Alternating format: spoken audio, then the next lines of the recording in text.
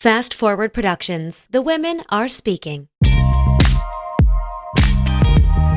You know, some people say food is fuel. Well, it's not just fuel. It's a lot of things. It's family. It's social time. It's enjoyment. It's comfort. It's whatever. It's connection. But sometimes food is fuel. And sometimes like eating hard-boiled egg whites is what's going to make you feel good when you get home from your travels and you say, I did actually a pretty good job. I feel pretty good going back into my regular schedule. Like, that's okay. It's okay to do that stuff. Hey everyone, Meredith here. You're listening to the Afternoon Snack Podcast. On today's episode, Alex is going to take a little quiz, specifically the New York Times What Do You Know About Protein quiz, which maybe you've seen, maybe you've taken it, maybe you have absolutely no idea what I'm talking about, but we are going to use that as the catalyst and the launching off point to talk about one of our favorite topics, which is protein, as well as fiber and a few other things, and what we think about the average American protein intake and how much you should be having. We're going to talk about how much we have and how we get it in. And yeah, we're going to have a little fun on this one too. So we'll get right into it.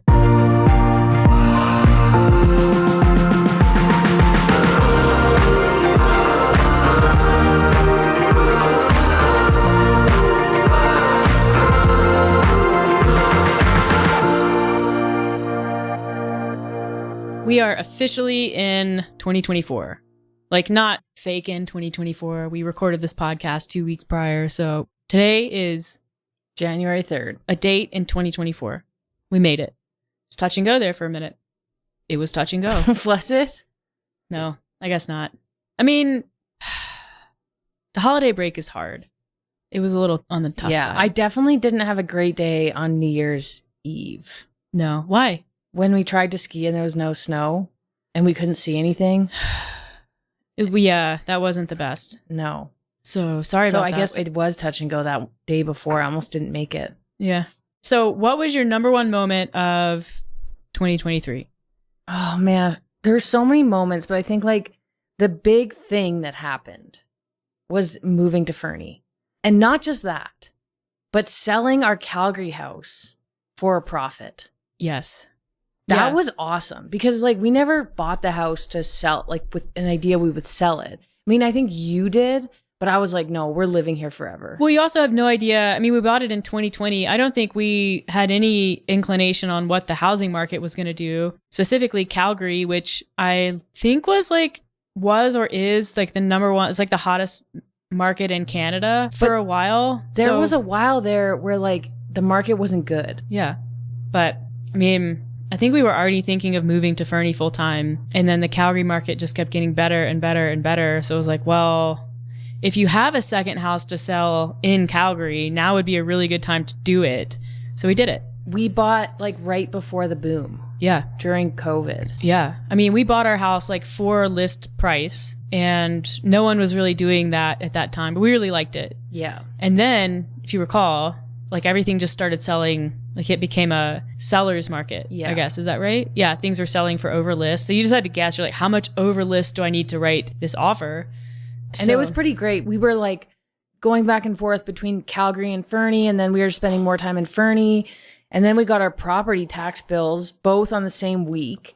And because we weren't paying monthly, we were paying yearly. Just fine. And that was not fun to both have to pay like big property tax bills. And then we were like, what are we doing? Yeah. And also we paid them late because when we got back to Calgary and checked our mail, the time to pay the bills had passed. We were in Fernie all summer and then we got back to Calgary, which is where the tax bills go. And it was like, oh, you're 1 day late. So that'll be an additional 10%. On both of them. Brutal. That was horrible. So anyways, we had to pay a bunch of money. And then I think that was when we were like, should we sell our Calgary house? Like, what are we doing here? Yeah. There was no need for us to be in Calgary half the time or any of the time. So when we sold. Yeah. So what was so moving to Fernie was the highlight. What was the lowest point in 2023? I mean, there were a lot of low points, but the one that's popping out on this front is learning what amortization was. Oh my gosh. Learning that we didn't make as much of a profit as I thought. Like I was doing basic math. Let me paint the picture here. The year is 2023. You own a house in the hottest housing market in the country. You decide to sell the house. You get well over your list price. You get 7 offers. Was it? I thought it was more than 7. No, we had 7. Okay. 7 offers. Really good offers. Like it's sold in 2 days. Take the highest one. And you're looking, you're like, man, that is a lot more than we paid for it. And like conditions are removed in a week. It's good to go. On the closing week, the paralegal from the real estate law office sends the financial documents showing where the deposit went. This is how much is going to the realtor, yada, yada, yada. And you, as Alex Parker, you look at it and you go, no. No, I'm like, all right, lawyer docs. I got this. I'm a lawyer. And I'm like doing the calculations on my phone computer, on my phone, your phone calculator. Computer? I'm doing the calculations. I'm pretty sure I had a napkin that I was writing things down on. This was napkin math. It was napkin math. And I'm like, the basic math isn't reflecting in the documents the lawyer sent. So then she's like, Meredith, you have to come over and look at this. I was probably crazy. working on it for like an hour. Yeah. So she's like, like everyone makes mistakes, you know, you got to double check other people's work to make sure you're getting what you are due. Especially lawyers, apparently. Yeah. You don't know what's going on out there. She's like, you got to look at this. It's not making any sense. Like, I know what I'm looking at. It's not making any sense. So I look at the documents. I'm like, hey, so there's the deposit. Da, da, da, da, da, da. Okay, there's the commission. Yeah, this makes sense. What's the problem? She's like, look, just look. She gets her phone out, the calculator, and she's like rage bashing numbers. She was like, this is our mortgage. This is what we pay every month. Punches it in. This is how many months we paid it. This is how many months I paid times this. She's like, look, that number is different than that number. It was like 33% short. And I was like many thousands of dollars. It was, it was a lot. And I was like, hey, but what, like, interest rates, Alex? Hello. She's like, our interest rate is super low. It's 1.8. And at this point, I'm like, okay, I was starting to get more mad because you were explaining the numbers to me without me, I guess, in hindsight, without knowing where I was going wrong. So you kept saying like, no, these are the numbers. This is how it works. But I was you just weren't showing you how it was calculated. And that was making me more mad because I had my own calculations. Yeah, because it was showing like balance remaining on mortgage. And you were like, that's wrong. That number should be lower because we paid more. Anyways, and that's when I was like, do you happen to know what the word amortization means? And I think you sat there and you're like, no. I was like, okay. And you know what? I said no with confidence. You did. Because it is okay to not know things. Yeah, especially like even when not knowing something means that in your head, you just lost a giant sum of money. This was the day that Alex learned that the banks always win. Yeah. And that you pay more interest early in a mortgage than you do later in a mortgage. You pay the interest down that first. Was a good lesson to learn.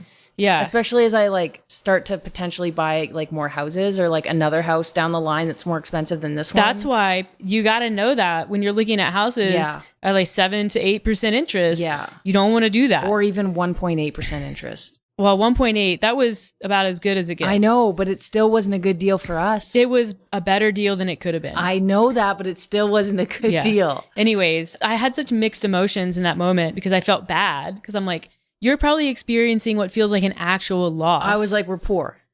And then I was like, are you an idiot? Yeah.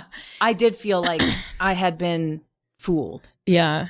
But really, I was just the fool. You didn't take a real estate law class anywhere in there? You know what's sad is I did. Oh. I did. You did? But I think in my defense, I think a lot of that was like, I mean, I don't know. I was so traumatized through law school just from being in law school and potentially becoming a lawyer that I don't remember anything. Yeah. There are some people who DM me and ask me law questions and I'm like, Don't do that. I say no. Yeah. I'm a nutrition coach. Yeah. I am a business owner. Like I know some things. I could probably look things up and it will come back quickly. Yeah. But I can't. I just don't ask me. Well, I think that's what lawyers are really good at, right? Like looking things up and understanding like precedent, understanding contracts, understanding how to apply like existing knowledge to new scenarios. I think they're really good at like doing things by the book. Yeah, I mean, arguably I should know that, but you know what? Not everybody is perfect. No, I mean, I'm not all knowing. I am, but not everyone can be me. No. Anyways, that made me laugh. You also have no idea what we're having for dinner tonight. I think we talked about takeout or beef. Yeah. But I would say that was maybe a high moment for me because it was so hilarious. But again, mixed emotions, right? Anyways, the New York Times. I regretted buying all of the things that I bought after we sold that house. Gotta return it. Gotta return everything. The New York Times released I love when publications post about nutrition because it's either really, really good or it's really, really bad. I won't give this away. But the New York Times recently posted a protein quiz titled Test Your Protein Knowledge. And I thought it would be a fun experiment for you to do the quiz on air. I could do it again, but I've done it. But you haven't done it. So are you up for that? No. Why? Because I already admitted that I'm dumb. And Well, I don't want to come off as even more, and not dumb, look. lacking knowledge. I took this and I got some wrong. So Okay. don't worry. Okay. There's 11 questions. It won't take long. Okay. Are you ready? Okay. Question number 1. What is protein? Your options are meat, fish, or tofu, a complex molecule made up of sugars, a complex molecule made up of amino acids, the main way the body stores energy. C. That's correct. Oh. Although that was kind of a trick question because A could have been the answer, right? Yeah. I mean, Look, we're getting pretty. I mean, Anyway, it's technical. Move on. Yeah, by strictest definition. Yes. Then this is like, they get you, right? It's Who Wants to Be a Millionaire, kind of. They're going to try to trick you. It is. Yeah, you don't have any I get like any of the Who Wants to Be a Millionaire lifelines? Lifelines? You don't get any lifelines. Oh. I mean, you can phone a friend, but I'm the only one here and you have the animals. I could. What if I actually phoned a friend? You want to phone a friend? I might. Okay. I might need to. All right. True or false? Most Americans get more than enough protein in their diets. False. You're going to go with false? Well, I don't know. That's a hard question. What is this? Look, we'll get test to it because considering enough? this is going to be sort of the crux of the podcast. Okay. Okay. Let's say I'm going to say yes because the recommended dietary protein intake is low. Yes. So yes, they're Okay. getting enough. Yes, true. That's what this, and again, I'm not going to give away our stance. Yeah, let's move on. But true, it says, on average, people in the U.S. consume plenty of protein. Plenty. So scientific. All right, question number 3. According to the U.S. nutrition guidelines, about how much protein does a 185-pound adult need each day? 39 grams, 49 grams, 67 grams, 73 grams, 85 grams. And yes, 85 is the highest. Need for bait. According to the U.S. I'm going to go 49. 49. Incorrect. 67. Dang it. Grams. Dang it. I was going to say 67. What might increase a person's protein needs? Being pregnant or breastfeeding, having an illness or injury, training for a marathon, lifting weights several times per week, or all of the above? All of the above. That is correct. Nailed it. Question So number I'm 3 5. out of 4. That was number 5. So you're 4 out of 5. 4 out of 5. But like, I don't know. You got that one wrong. And then you went back. Which one? The one that you said false. And then you're like, no, never mind, true. No. That wasn't my final answer. Oh, okay. So I should start asking if it's your final answer. Is that your final answer? Okay. Question number 5. And I want that noise too. I That can they see. play and, Dun, dun, dun, dun, dun. Yeah. That one? Yeah. Okay. I'll see if I can find it. Which 2 of the following groups are least likely to get enough protein? Toddlers, athletes, teenage boys, teenage girls, adults age 71 and older. You get to pick 2. Adults 71 and older Okay. and teenage babies. Teenage babies was not an option. Okay. You have toddlers, Okay, so we have athletes, teenage boys, teenage girls. Athletes. Incorrect. You were adult 71 and older. Okay. Yes, correct. It was teenage girls. Really? Yep. On average, how much of the protein assumed by Americans comes from animal-based foods? 1/3, 1/2, 2/3, 3/4. 3/4. 3/4, she says. Incorrect, 2/3, but like that's pretty close. Yeah. I would have picked 2/3 if not for 3/4 Yeah. being an option. Question number 7. True or false? You can only pick one. You can meet all of your protein needs with plant-based foods alone. I need to phone a friend. All right, then. I'm calling Lindsay. Okay, I'm calling Lindsay Martin. What's the question? True or false? You can meet all of your... Hello? Hey, Hey. Lindsay, we're recording a podcast right now and I'm taking a quiz and I'm using my phone a friend lifeline. Okay. Okay, so Meredith is going to tell you what the question is. True or false? You can meet all of your protein needs with plant-based foods alone. True. Is that your final answer? Yeah. That is correct.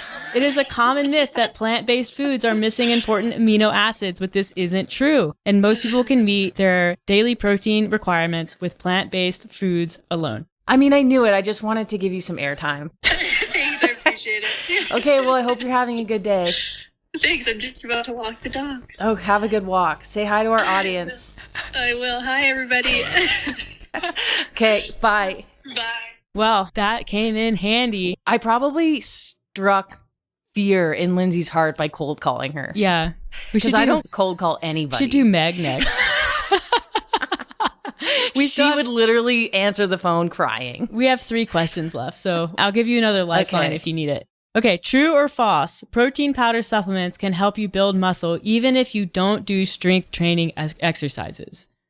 Oh my gosh, these are hard. Life requires some like muscle. Talk through it as much as you need to. You're still providing a stimulus to the muscle by living your life. Yeah, in theory. Yeah. So I want to say yes. You're going to go with true? Yeah. They say false. They say to build muscle, you need strength training like lifting weights or doing push-ups or squats. But that's Look. part of life. Look, it's the New York Times. It's not a definitive resource on protein. We're just having a little fun here. Okay, We'll talk okay. about it. All right. Okay. I don't like being wrong. Number 9.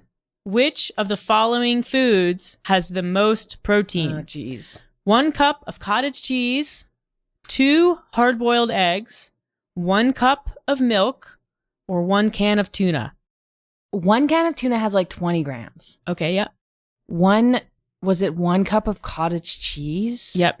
But didn't specify fat percentage, which seems like a sort of egregious omission. Probably 2%. Or 4%. Yeah. I want to say cottage cheese. You're going to go with cottage cheese? Yeah. That is correct. Cottage cheese has 23 grams, but they were trying to trick you because a can of tuna has 22 grams. I knew I was close. Yeah. So That's so unfair. Look, What like- is this test? it's just the New York Times. This is a test, speaking of like school, where like in the exam review, when we all get our exams back and we're going through the questions, this is a test that all the students would be telling the teacher they need to take off the test. This one? Yeah. Yeah. Did you get to do that? You got to provide feedback? I think I remember there being like, because in law school, they graded on a bell curve, I think. They would. So I think that kind of normalized a lot of these types of questions. Like if the questions were unfair and like a lot of people got it wrong. They would just be like, oh, Yeah. just take it off.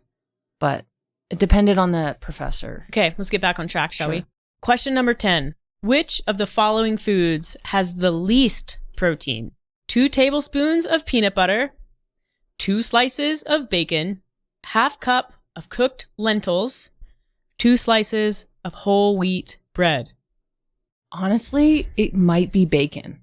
Do you want to go But bacon? I want to say bacon because I feel like they're trying to trick me. Bacon, final answer. Bacon's like mostly fat. Let's go with bacon. Bacon is correct. Nailed 5 it. grams. I'm getting a like we hate meat vibe from this I quiz. think what they're doing is they're trying to like prove a point. Yeah. Like they're basically trying to be like, we're smarter than you. You don't know as much about protein. You think protein's only meat, but it's not. Ha. Yeah. You should eat more not meat. Yeah. Okay, we'll keep going. I bet you the person who wrote this article is biased. Maybe they're vegan. Yeah, we'll see. I mean, I don't know how to figure that out, but okay. Question number 11. This is the final one for all the bananas. Some experts recommend eating at least 20 grams of protein at breakfast. And by some experts, they obviously mean us. I actually recommend more than I would 20. recommend like double that. So yeah, at least 20 grams, more like 40. Come on now. Which of the following meals would hit that target? Select all that apply. Oh my goodness, this is tough. 2 slices of whole wheat toast and orange juice. False. No. 2 slices of bacon and 2 fried eggs. 2 eggs, a slice of white toast, and a cup of milk. 1 cup. You should be, as we go along. I know. No to the first one. Okay. The second one was 2 eggs and 2 pieces of toast. 2 slices of bacon and 2 fried eggs. So an egg has 7, right? 6 or 7, depending on the egg. Does it specify? Probably not. No. Okay, so 6 or 7 grams per egg. Let's call it 7. That's 14. Okay. Is there 3 grams of protein in a piece of bacon? It's 2 slices of bacon. I want to say which- yes. Prior question, 5 grams of protein. Oh, remember? in each. For 2 slices of bacon. Oh, so it wouldn't make it. No. That would be like 19. Well, let's see if they contradict themselves, shall we? Okay. 19 grams. So I'm going to say no. Okay. The second one had toast added. Well, and that's milk. a third one. 2 eggs, slice of white toast, and a cup of milk. White toast probably doesn't have much. 2 eggs. I want to say yes. Okay. Is it Fairlife milk? I don't know, Alex. We'll find out. 1 cup of Greek yogurt with blueberries. No. Oh, actually, yeah. I think there's 20 grams in a cup of Greek yogurt. Okay. Tofu scramble with black beans and salsa. Does it indicate amount? No. It's like the worst question of all time. If you get this, I'm going to just say yes. because like they're on the plant-based Yeah, agenda. yeah. So they're trying to prove a point. A blueberry muffin and black coffee. Okay. I mean, like, what kind of muffin is it? Did we make it with like Kodiak Is it mix? Meg's protein muffins? Because the answer, and is it giant? Because it could be yes. Yeah. And like coffee's a bean. I bet and you beans there's have actually protein. quite a few grams of protein in those Costco muffins. Probably because they're like the size of your head. All right. So right now And we they- have they're 3. delicious. We have 3 selected. Okay. Would you like me to submit that? Okay, so we have the yogurt. We have the Greek yogurt. We have 2 eggs, white toast, cup of milk, tofu scramble. And the rest are no. Okay, yes. Unless they contradict themselves, which we'll find out Yes, shortly. Let's do it. Submit. You got it. I did. You got it. Wow. Yeah. I actually do know what I'm doing. Yeah, that was pretty All of my good. clients are like, okay, fine, we'll stay with her. Yeah. So your score is 6.5 out of 11, which I feel like you did better than that. I feel like I did too. Anyways, I don't know that they actually do a good job. I don't think they scored that correctly. I guess so. Yeah, that's right. I did submit the answer that you changed. So technically it should be like 1 point higher. So that's like 7.5 rounds up to 8 out of 11. Yeah. That's pretty good. It says most Americans, especially those who eat a lot of meat, dairy, and eggs, get more protein than their body needs. And Some 11 was people- probably a bonus. Yeah. So really, I got 9 out of 10. You did. So we'll call it 9 out of 10. You know what I It's was pretty good. thinking 9 the out of other 11. day before we move on to the protein? Mhm. I was thinking on the chairlift how happy I am that even though my job can be stressful at times, I'm glad I don't actually ever have to take tests anymore. Oh, I wasn't a bad test taker, Yeah. but I did find them very stressful. You know what you would have found really stressful? Problem sets. That was stressful. Did you ever see the meme that was like me taking a test and it was like question 1, skip, and then it's like question 2, based on your answer from question 1. And then it's like question 3. Yeah. Based on your answers from question 1 and 2. You're like, no. I don't know. I didn't ever have those. That's when you just feel like just leaving the room. Yes. So this says at the end, I'll read this blurb, for pretty much everyone, limiting red meats and processed meats and eating more beans, nuts, and whole grains will help balance your diet, benefit your health, and reduce the environmental footprint of your food. And variety is key. Luckily, we have so many tasty ways to meet our protein needs. Well, not if you live in Canada, but it does seem like the overall goal of the quiz was to promote lower meat consumption and more plant-based items, which I'll say, sometimes people ask me like what I think of plant-based eating. I think the best, like if I were to say this is the best diet pattern, it's plant-based, like vegetarian plus lean protein. I think pescatarian is probably what I would go for if I had to do some sort of dietary manipulation. Yeah. If Yeah. I had to pick like a described diet, I would probably go pescatarian. Yeah. That's dairy and fish, right? Well, I think dairy, for most people, for most vegetarians, dairy is included. So pescatarian would be vegetarian plus fish. So I would probably do that. I could probably get by without eating meat. Yeah. I'm not like a huge meat person, but I do find it to be very convenient. Yeah. And I find I think at least what I've seen with vegetarians, people who they care about their health and they don't eat meat. So they do have to find a more diverse diet to get protein. But then I also work with people who are quantifying their diets. So I'm sure there are a ton of vegans or vegetarians out there who aren't aware of their protein intake and probably aren't getting enough in quotes. And by enough, I mean much more than 49 or 67%. Okay, so the protein guidelines that the New York Times article is referencing, just so everyone knows, were outlined in 1941. So that's the timestamp. The recommended daily intake for a healthy adult, a woman, is 46 grams of protein, 56 for men.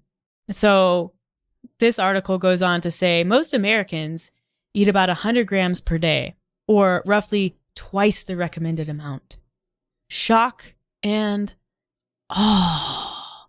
But it goes on to say there has been an increase in interest in American adults in increasing their protein intake. And I think that that is because of all of the research that's coming out on the benefits of higher protein diets, independent of these specific recommendations. So what I find interesting, let's say that those recommendations are true. I think that when people eat ad libitum, unrestricted eating, do you know what the average calorie intake for Americans is right now, if you had to guess off the top of your head, per day? 2,600. No. More? Yes. 29. No. More? More. 32. More. What? Okay, I guess I shouldn't be surprised. 35. 36. Wow. 36. I am surprised. But in my defense, stop saying that a lot today. Yeah. I work with a subset of the population who is health aware. Yeah. And even when I see someone eating a lot, it's not necessarily that much. And I think if you're working with the average population of Americans, you're going to get people who are eating fast food and those types of things. Yeah. And many of my clients or our clientele or followers probably aren't doing as frequently. I mean, you think about like big gulps, things that I just don't even think about anymore. Yeah. Pop. It's not even sugar. Like, I think a lot of people want to go like, look at sugar, but actually, and if you think people are eating 100 grams protein, how much fat are they consuming? Well, Alex, that's where we're going with this. I know. So the increase in calorie intake over time, because back in even 1961, the average calorie intake per day for Americans was around 2,700 per day. Yeah. It's quite a bit lower. By the way, France is the next highest. What did I say? 26 originally? I don't know. Maybe 29. I don't recall. But the increase in like calories really for the world, but certainly the US, followed the Industrial Revolution. Yeah. And I feel like everyone knows this, or maybe everyone doesn't. Food processing. Yeah. I mean, there's a lot of good things that came out of that. Like obviously industrializing farming reduced starvation, malnutrition, and a lot of populations. Death rates went down. Create the internet. We've talked about this, Meredith. It's the whole reason why Gwyneth Paltrow even exists. Yeah. So people are like, what did you just say? So anyways, really you're looking at primary and secondary food processing, which existed prior to the Industrial Revolution, although they were more labor intense. And then post-Industrial Revolution, you have tertiary food processing, which is essentially just is kind of making things more convenient, more palatable. You're combining ingredients in ways that isn't, I don't mean to use the word natural, isn't natural. Like you don't see specific, like certain foods combined naturally. So you're looking at cereals, refined sugars, refined oils, and increased fat intake predominantly over the last 100 years.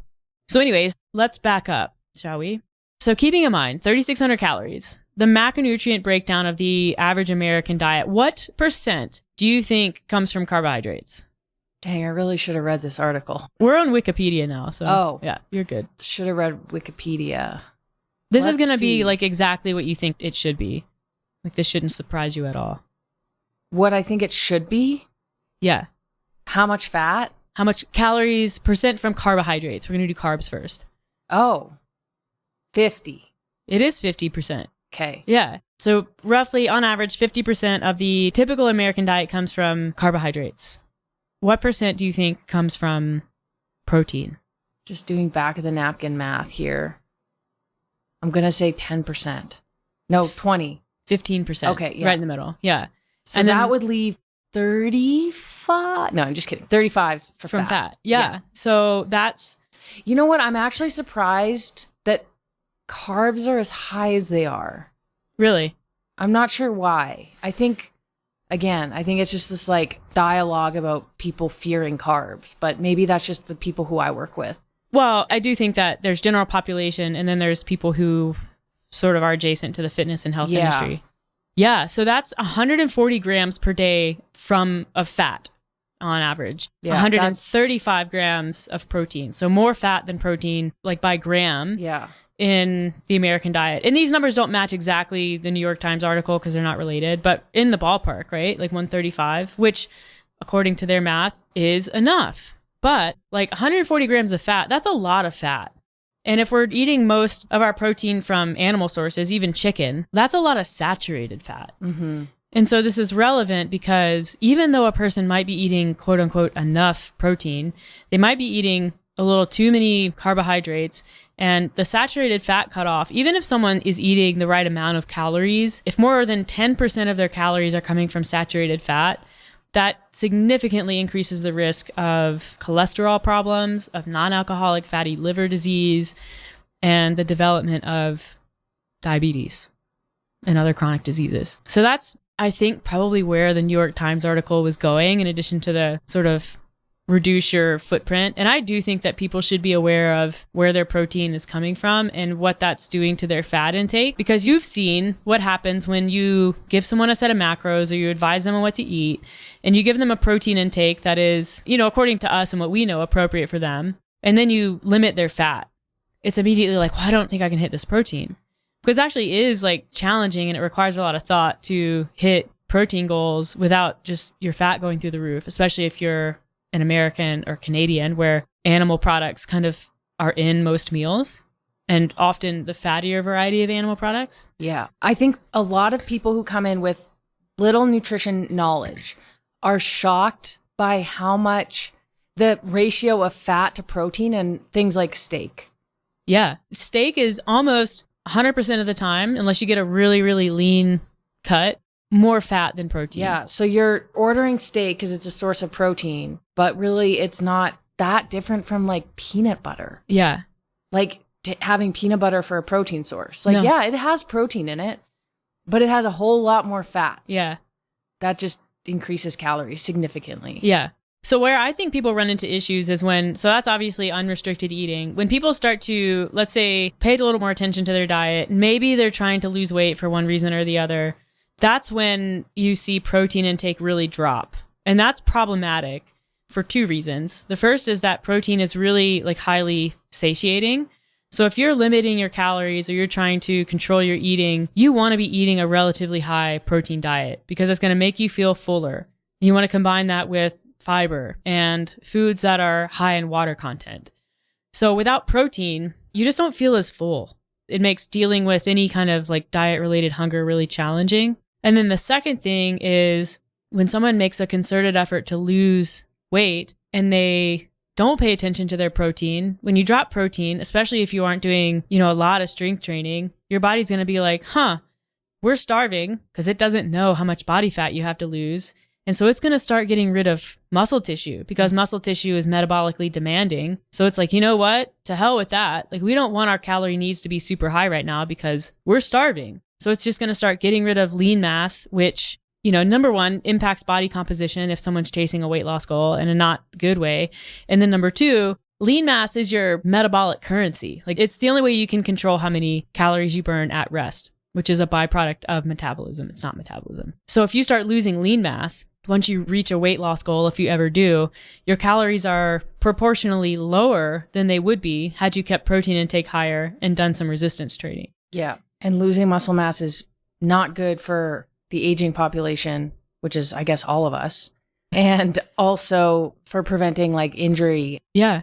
So the average intake for elderly people is 66 grams per day, plus or minus 17 grams per day, which is an enormous range. So that means like you might have someone that is eating, like 49 grams, 39 grams per day, like as they're aging, when sarcopenia is a real risk. Like your body is more catabolic than it is in your youth. And so the recommendations for aging people is even higher than active people when they're younger, which is kind of crazy to conceptualize. Like you're looking at potentially 2.2 grams per kilogram in elderly people. That's a lot of protein. Ask my mom about that. I wouldn't qualify her as elderly. She's 64 now and she eats a lot of protein. When she first started tracking macros, she was making a lot of jokes. She usually does about how she needs to have a chicken farm in the backyard and that she was going to eat the family cat because her protein demands were so high. I don't think Ivan would have a lot of protein on him.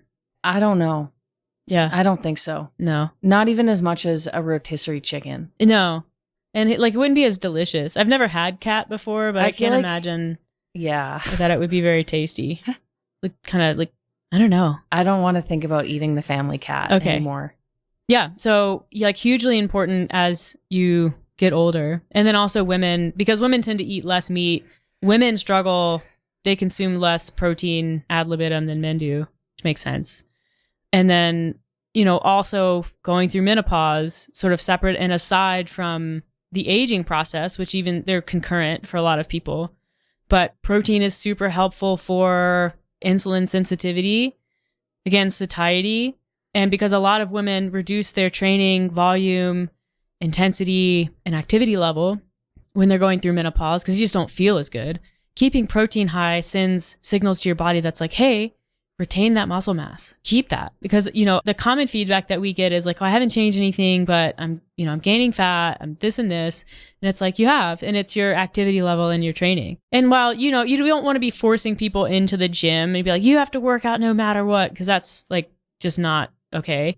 Protein does give you some amount of control over some part of that process. So keeping protein up is really helpful. And then also, it's not just protein, but there are other antioxidants, vitamins, minerals that are present in protein that are also very important. And if you just let protein intake go down and down and down and down and down, like those things start to impact you from an aging standpoint. I find like when a lot of people come and you give them even a calorie target that is a deficit, let's say 300 to 400 calories, which is significant. Yeah. And they will likely feel hungry. And they hit their macros and they hit their fiber, which usually is set between 30 and 35, depending. Yep. And then protein is usually set around 1 gram per pound of goal body weight, which tends to be higher than 100 grams for most people. So if somebody comes in and they're hitting those targets, like they've done the planning, they figured it out, they've used our documents to find lean protein sources and all that, often they will say that they're feeling very full, even though they're in a calorie deficit, because fiber and protein, as you mentioned, is extremely filling. A lot of protein and fiber sources are high volume. If you think about like vegetables and things like that, where you get a lot of your fiber from. Yep. And then it takes a little bit longer to digest those things. So it leads you to feeling more satiated for longer after meals, which is a really good thing when you're on a deficit. Yeah. If you're eating like cupcakes and muffins and cereal, I mean, I've carb loaded before and I'm eating 30% more calories in a regular carb load. And I feel hungry at the end of the day. Yeah. Even though it's an enormous amount of food, especially carbs can be somewhat voluminous, they just, I don't know, they just don't satiate you in the same way. Well, and you're keeping fiber low in a carb load. Yeah, I was going to say, you're doing simple carbohydrates in place of fibrous carbohydrates and protein. Yeah. So it's just like, you're kind of an endless stomach at that point. It's crazy. It's very interesting. Some of my newer clients, these are my old ones, I'm switching to this approach. I don't even give them calories or carbohydrate targets or fat target. I literally just give a protein target and a fiber target, because most people, if they are able to hit those targets, their calories are in the ballpark of what they should be, and their carbs and their fat are in the ballpark of what they should be, assuming that they're selecting leaner protein options. It's the approach of inclusivity. Mm-hmm. So it's like you add lean protein, you add fruits and vegetables to hit your fiber target, you're full at meals, you feel satiated. There's not much room or desire even to eat things that are full of, I don't want to use the word empty calories, but like non-nutritious calories, highly palatable foods that have a lot of extra calories. Things that don't are really like provide a lot of nutrients. higher calorie density, Yeah. things like that. They're calories that are just easy to eat. You don't necessarily realize that you're eating them. White rice, incredibly difficult to eat. You know what's even harder? Potatoes. I know. Potatoes are impossible. Especially white potatoes. You don't even get as many carbs as you do with rice. And I'm like, God, I'm so tired of eating potatoes. I know. And it's how funny. much ketchup do we have here? People, they just like poo-poo all over white carbs. And I'm like, not talking French fries. no. French fries don't count. I'm talking like a baked potato. Or like With, baby potatoes. Baby potatoes are tough too. Yeah. We had them the other day and I was like, I'm exhausted from eating these. I know. Like you can put a cup and a half or even 2 cups of baby potatoes down on a plate. Like that's not that many calories. And you are going to be so full that people are like, oh, I can't eat white potatoes. Like, why not? What's wrong with white potatoes or white rice? Eat white rice, a cup of white rice 3 times a day with your meals, stuffed. Anyways, I wish But that's like you can't be loading a baked potato. no, here. it's not. You're not putting butter and sour cream and bacon bits. Like that's not what we're talking about. We're talking about like you cut up a baby potato, spray it with like a light bit of olive oil, salt and pepper, put it in the oven. Air fry those bad boys Mhm. and then have them. I think Sometimes potatoes give me hiccups because they're like so dry. interesting. Yeah. I'm sure there's some science behind that. For you, I'm sure there's a cause. Yeah. You and your damn esophagus, your diaphragm. Yeah. The hardest part for a lot of people who do that protein fiber approach is that most tracking apps, all tracking apps will still show you your calories and your other macros. So it's like building a tolerance for seeing those numbers and not getting attached to them or not, starting to develop your own targets for them. That's really hard. And it's like, well, what we're looking to do is accept variability day to day and accept that it doesn't matter if you eat 2,600 calories one day and then the next day you eat 2,200 calories and the next day you eat 24. Especially if you're looking for maintenance. Yeah, because what you're looking at, even if you're looking for a deficit over time, like it's really better if we can look at weekly averages instead of just like getting really stuck on the daily stuff. But anyways, so that's an active practice that most people who use that method have to deal with is like, you're going to see them. I need you to not worry about them. Then over time, like what you see is that average, like that, if you line graph it, which I like Fat Secret for that because they have the best visuals. It's like, give that enough time and you'll be looking at a straight line. Yeah, I think the protein fiber idea is a good one. I've talked about my bias towards tracking macros is there's value in seeing those other numbers and seeing like, oh, if I do hit my protein and my fiber on a day, like everything just kind of falls into alignment. My fat is in a good place according to my nutrition coach, my carbs, give me enough energy and that sort of thing.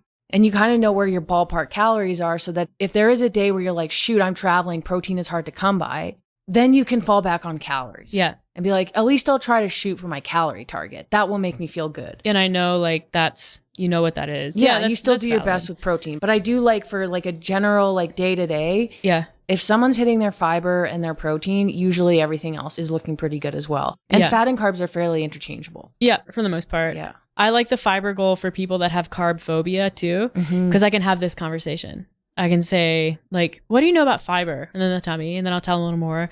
And then we come to the agreement that fiber is very important for health because of all the things that it does for your digestion. It reduces the risk of colon cancer.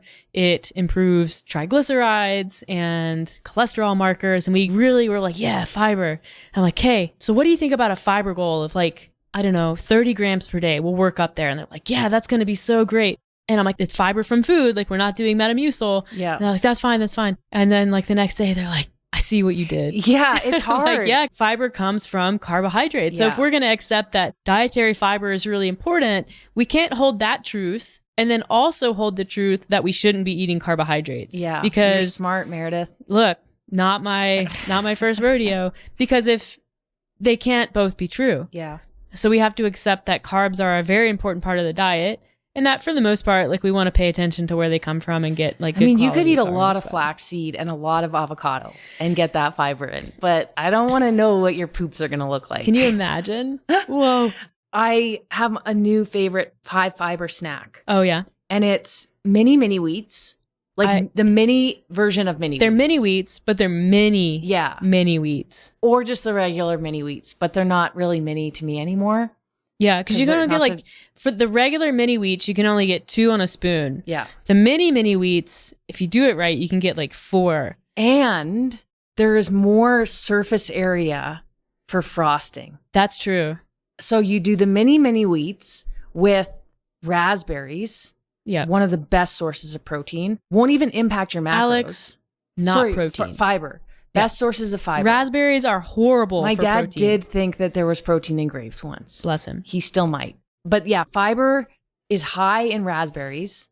And then Fairlife, like 1% milk. Because Fairlife has like 12 grams of protein in 1 cup. There's also like Joya and A2 Milk Company, Yeah. because some people get all their panties in a wad over Fairlife because of that video that came out. Oh, okay. Yeah. I usually buy the A2 because it's bigger. But And like, Fairlife- we don't have as many options here in Yeah, Canada, no, right? we So don't. do not jump down come our to throats. Fernie. Literally, Fernie- they don't have chicken thighs in Fernie right now. Fernie ran out of food They yesterday. don't. They didn't have ground beef at the store or buns. We need all the tourists to leave. So- Please and thank you. Yeah, we were running around trying to find dinner last night. We called for takeout and this one place was like, can't. Too busy. Yeah, and all the other restaurants were closed. Yeah. And then we were like, shoot, I have to go to the grocery store. And then the grocery store didn't have food. It was But we wild. scavenged and found something decent. Yeah. I got the last rotisserie chicken. And the benefits of like feeding your animals really high quality pet food is like, that's always an option. Yeah. We do have some like raw cat food in the freezer that we could always thaw out. We could. Yeah. But what was I saying? You were talking about mini wheats. Yeah, that's a great snack. Yeah. It's a really great snack. I used to eat regular shredded wheat. And then you Ew. understand why there's a mini wheat that isn't Yeah. actually that mini. Because they call them biscuits. You get them, it's in a regular cereal box, but you pull out this like pouch. It's Ted Lasso. It's one cereal. Yeah. And they call it a biscuit. You put it in the bowl. And the way I used to do it was I would get some like white sugar and I would sprinkle it Yeah, on of top. course, you would need sugar. Yeah, and do like sliced strawberries or something. And then it's so bizarre to eat because you're like slicing this biscuit with a spoon, but it's not really sliceable because it is a wheat biscuit. Anyways, so Is that that's how what you got into the habit of cutting things with your fork? most likely. Yeah, Yes, that's something you do that I Although I don't eat cereal with forks, so I mean, forks and spoons are fairly interchangeable. They're both not knives. that's correct. But you wouldn't want to knife and spoon your shredded wheat. That would be weird. Yeah. It'd be like, you know, when you have like rice noodles, Yeah. but you don't want to use the whole package? Yeah. It's like breaking the mess that it makes. Yeah. That would be like breaking a cereal. True. So, really quick, how do you get your protein in during the day? Like, what does that look like? It used to be a little bit different because I used to have chicken sausage in the morning, but I got tired of those. Yeah. I have a first breakfast that's mainly carbs, Okay. and then I usually work out. And then my second breakfast is eggs with egg whites. So usually 2 eggs, like 1 to 2 egg whites, and then some sort of meat. So like lately we've been doing ham, Mhm. sometimes back bacon, which is pretty much pure protein. And then that's usually a pretty good dose of protein. And then a big like glass of Fairlife milk Yeah. with my coffee. I usually have like a big latte. I think that probably gets me, I haven't tracked that in a while, but probably at like 35 grams. Yep. And then at lunch, I try to have some sort of protein with my sandwich, which is like 25. And then maybe I'll do like a Fairlife shake or protein shake or Greek yogurt. Greek yogurt and cashew is a really good Yeah. protein meal. Sometimes I recommend that to vegetarians. I'm not a cottage cheese fan. I am.